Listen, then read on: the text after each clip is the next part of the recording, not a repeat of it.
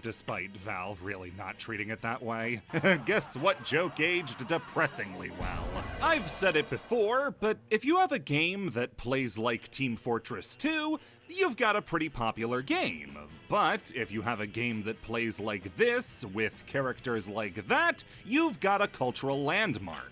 TF2 no doubt owes its longevity to its character.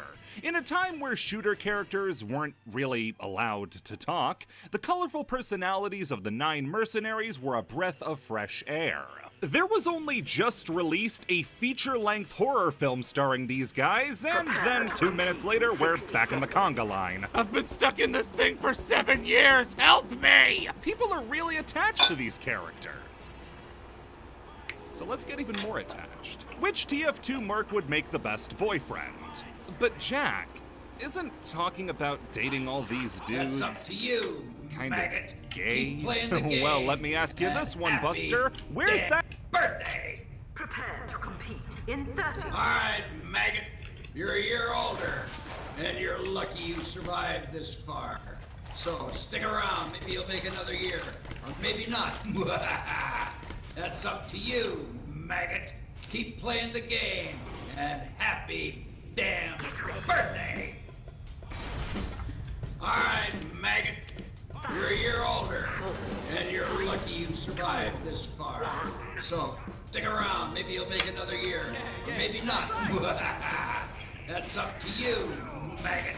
Keep playing the game, and happy damn birthday! Alright.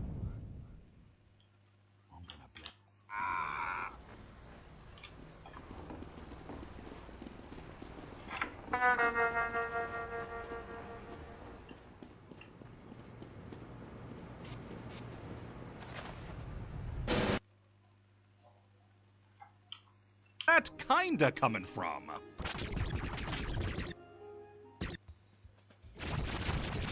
So, how do you determine which of these guys is gonna make the best boyfriend, or husband, or eventual widow? Well, the system for figuring this out is pretty simple. Thankfully, the most we're going to need to do when tackling gameplay is look for voice lines where the most personality comes out. Thank God! Supplementary material is where large amounts of the merc's personalities are filled in, so across source filmmaking shorts, comics, and other promotional material, we'll be able to gather the information we need to declare hot or not. There are some pieces of information we'll need to disregard, however. For instance, Man vs. Machine implies that every class is a multi-billionaire due to being free to collect the money that Greyman's robots run on. That's not gonna be how this works. Every merc is around the income level you'd expect. Someone like Spy is incredibly well off. Someone like Soldier is incredibly, well... Now, there is an element of subjectivity to all this. The rules of love are not as hard and fast as they are with war crimes, though, I mean, there's probably some crossover. No napalm, no shooting at the medic, pay on the first date. What one person finds attractive, another might find repulsive. Some people like big muscles, other people like them skinny. Some people like arson, other people don't. You do you. Just do it behind bulletproof glass if that's okay. With the admin out of the way, it's time to solve once and for all which one of these guys is gonna make the best boyfriend. First up is, of course, Scout, and we're starting in a good place since we have an entire SFM animation dedicated to this exact subject. And in terms of love, Scout's hopeless. The whole thing is about Scout wanting to go on a date with Miss Pauling, and when he gets the chance to ask her out, just dies on the spot. It takes a 3-day-long training montage and the fear of death for him to work up the courage to fail even worse this time. Scout has no game whatsoever. He's able to pick up this demogorg of an SFM model off the basis of them both having buckets of fried chicken. But if that would work on you, you have way more to evaluate than you realize. But that's just an expiration date, just a small vertical slice of Scout's life. Unfortunately, though, Miss Pauling agreeing to go on a date with him at the end might be the highlight of Scout's entire life. He's got major unresolved issues surrounding his dad, who just vanished into thin air and either has a very poor education or no education at all. He can't read. Looking at a book doesn't count as reading it. He's also oddly clingy when it comes to his relationships. It's probably because his dad abandoned him, but when competitive mode got added to the game, Scout got voice lines that made him sound incredibly needy. Hey, I'll say it. Everybody else here's too scared to say it, but I'll just say what everybody's thinking. We're all best friends. We are all dear, dear friends. Birthday party at my place this weekend, by the way. Nobody showed up last weekend, so I figured, no big whoop, I just have it again. Go team, everybody! 6 train killers, am I right? Best of the best, and best friends. We don't say it a lot, or at all, but we're all feeling it here, in our hearts. You know? The friendship. This, of course, goes for a majority of the cast, but Scout is also incredibly foul-mouthed. Some of them like to include a bit of flowery language or a nice bit of clever wordplay, but Scout is among the more I am owning you, you fat, bald, fatty, fat. blunt. Personality-wise, it's hard to say that Scout has much of a soft side. Financially as well, kind of in ruin. He's one of the only classes whose living arrangements can't even be speculated on, so it could be anywhere from the Red Team barracks, to an apartment, to a trailer park, to back at home. What he has in the bank is even worse, because it ain't money.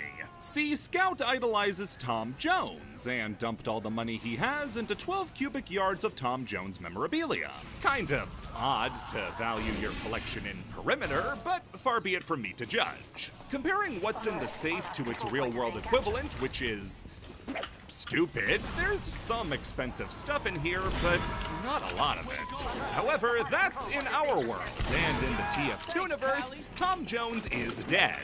It's bound to start shooting up in price sooner or later, but as for immediate funds for things like dates and presents and water, Scout's all but broke. So that all has to sound pretty negative. You may start thinking that dating a gun-toting psychopath might be a bad choice. But there are a few things that you can levy in Scout's favor. The top of the list is that he has the mandate of heaven. God himself admits that he created Scout as his gift to all women, but this is just a dying delusion, right? Because why would God brag about having 3 foosball tables? I don't really know if the Heavenly Father has space for a 4th foosball table. Well, no, because in the same sequence, we can see Tom Jones is in heaven. And since Scout doesn't know that he's dead, that means that this is the actual, factual heaven. Tom Jones is then killed again. So he is actually the perfectly crafted man, and that does reflect in him being incredibly physically fit.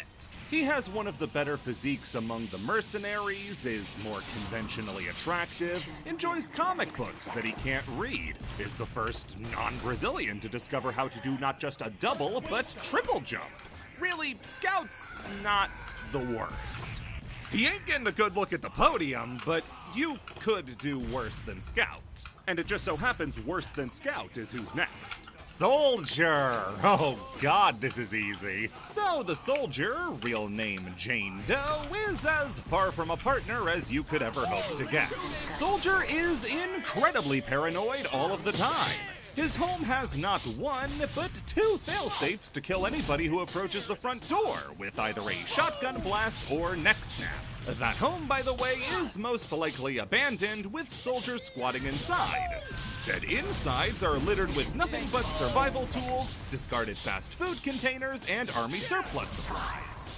That's not his only home, though. He does eventually trade up in the world and start bumming around someone else's house. That someone else is Marasmus, an ancient wizard who's older than time and responsible for making Halloween a TF2 player's Christmas. His problems don't just end at being paranoid, though. He's also incredibly quick to anger, has no sense of decency, and is jingoistic to the point of violence. Every single country on Earth is lesser than America in the Soldier's eyes, and that probably makes him the most racist class. The fact that there's competition in that regard also should be a red flag, but you're already in too deep. At the same time, though, he's weirdly one of the softer characters in terms of his insults. He can't really put into words what he hates about each country, more so that he just hates them for not being American.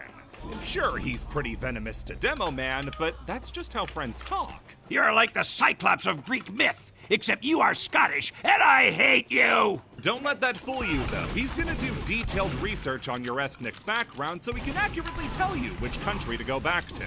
Also, if Scout has a poor education, a Soldier is actively forgetting things every day.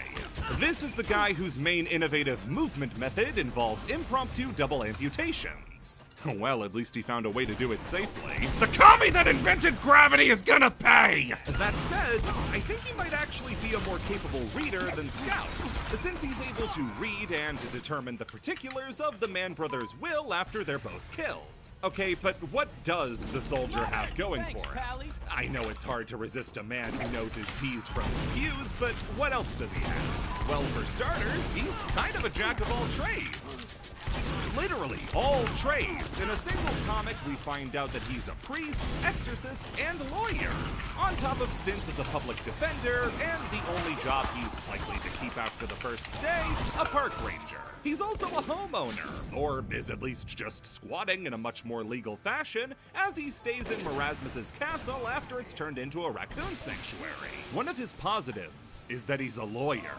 Do you have any idea how many lawyers are in hell? Soldier leads the pack immediately as the worst of the worst. There's no one in this entire ranking that is beating Soldier as the worst possible partner of all time.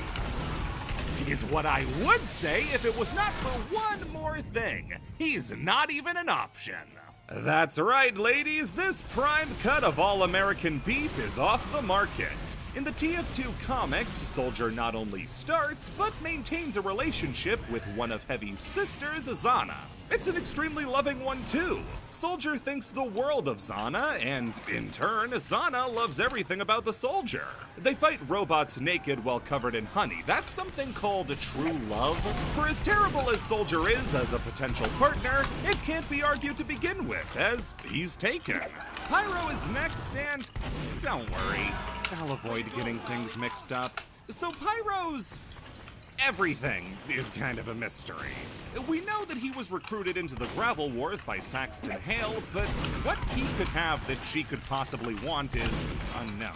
All he seems to be concerned with is her fire, and he's doing his best to spread the good word. That's because Pyro isn't really functioning on the same level as the rest of us. Pyro sees the world in Pyrovision, which leaves her seeing the world as a techno-colored fantasy where fire is a stand-in for rainbows.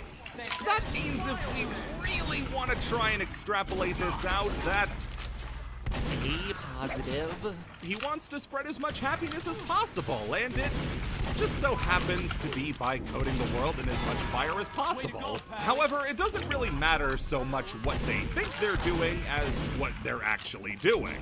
Pyro is by far the most brutal class out of the entire lineup, with Meet the Pyro throwing in the Pyroland bits to try and distract you from how horrible what she's actually doing is. He has the entire rest of the team terrified, and these are hardened soldiers. Heavy is more than happy to recount a long and arduous torture of an engineer as the funniest story he knows. But Pyro, nah, they're fucked, man. The saddest part is, though, that she needs fire to be happy. In the comics, Pyro is seen in a life without fire, and they're beyond miserable. The happiness and color of Pyroland is replaced with boring gray blocks and mumbled gibberish. It's not until Soldier and Miss Pauling start a 5-alarm fire on the skyscraper next to her that he springs back to life and is finally ready to start getting back into the swing of things. The swing of things. However, without the fire, Pyro also proves to be a phenomenal business creature. She ends up leading an engineering company all the way to their highest earning quarter in history, and he's knowledgeable to some degree about craftsmanship. Lots of Pyro's weapons are homemade, including a lion's share of her flamethrowers and melee weapons. Yeah, he invented a new weapon by yanking her neighbor's mailbox out of the ground, but the biggest thing holding back Pyro from potential partner status is the pyromania, the suit, the indeterminate species. Yeah, that stuff too, but the big one is, This one scene in the office building is the most that the Pyro gets across all the comics put together. Pyro is incredibly underdeveloped as far as the mercenaries go, which makes sense when their most memorable quote is but compared to someone like Heavy or Demo or Sniper or Spy, you're only left with the really bad stuff and none of the humanizing stuff that the other ones get. Pyro isn't even on the dating radar. Unlike Soldier, who at least has potential homes, and Scout, who we can throw darts in the direction of a guess of, Pyro's probably just wandering the American Southwest, setting things on fire, and then walking away. Miss Pauling talks to Pyro during contracts like she's a child. You can send Pyro a Valentine's Day card, but all he's gonna do with it is use it as kindling. It's gonna be so much fun at TGI Fridays, but as soon as someone lights the candles on a birthday cake, the police will just have your teeth to identify you by. Next up is Demo Man, and if you're a gold digger, Tavish McGroot is loaded out the ears. Easily the most successful of the mercs, Demo Man is pulling in $5 million a year across 3 different jobs.